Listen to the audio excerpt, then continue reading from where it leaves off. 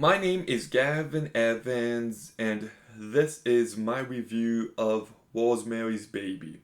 And this review will have spoilers, so there's your warning. But I know this movie is a horror classic. I know many people call this one of the best horror movies of all time, and it's good. I do like this movie, so let's begin talking about the performances. And Mia Farrow is just phenomenal here. She just nailed every single aspect of this character so perfectly, and I was really impressed. She is the heart and soul of this movie. And John Cassavetes, I also think, is fantastic. At first, you're like, okay, this guy is charming, I like him. But as the movie progresses, you like him less and less until you eventually despise him, and he's such a gaslighting, abusive piece of shit. And I love the 180 they pull with his character. Sidney Blackwell and Ruth Gordon, I think, both do a good job, and I do think this is a well directed movie. I love the music by Christophe Comida. I love the way it's used, especially at the beginning and end of the movie. It kind of feels like a lullaby, and in that way, it's very haunting. I like the look of the apartment.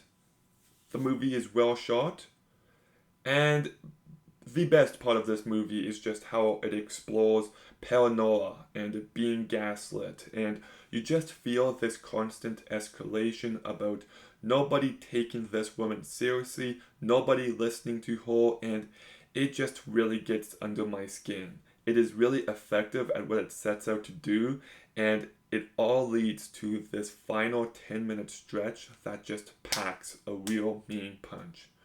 So many movies have tried to replicate the feeling that this ending has, but they just can't come close. Her finding out everything and her realizing that she wasn't crazy and that everybody just lied to her, you feel the weight of that, but then you get told that you know, that she got raped by Satan, and it's just a devastating, horrific ending. But then it keeps going with her walking her baby to sleep. And it's like she's accepted her fate. And it's just something so depressing. It's just, oh man, it's just such a perfect ending. I also love how the occult in this movie just feels and looks like normal people when we eventually see them in their apartment. It's not like there's candles everywhere and there's a bunch of ritual signs everywhere and they dress up in robes. No, they just kind of act and look like normal people. And there's just something about that really does stand out. So there is plenty I love about this movie, but if you know me, you know what I'm going to complain about, and this movie is 2 hours and 16 minutes long. I feel like it could have been trimmed down 20-25 minutes. You know, I understand why the movie takes its time, but I also feel like there's a much more efficient way to tell this story. I feel like emotions work better in a title movie. But I also need to say this. I did watch this movie once before. I thought it was amazing. I was blown away by it. And that was a decade ago.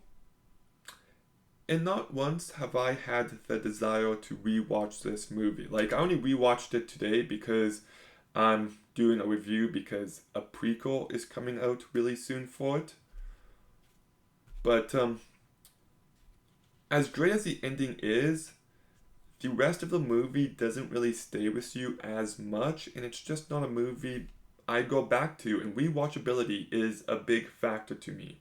So even though I do think it's filled with great performances and it's well made, and I think there's effective elements of the story and the ending is fantastic, I wouldn't be surprised if I don't watch this movie again for another 20 years.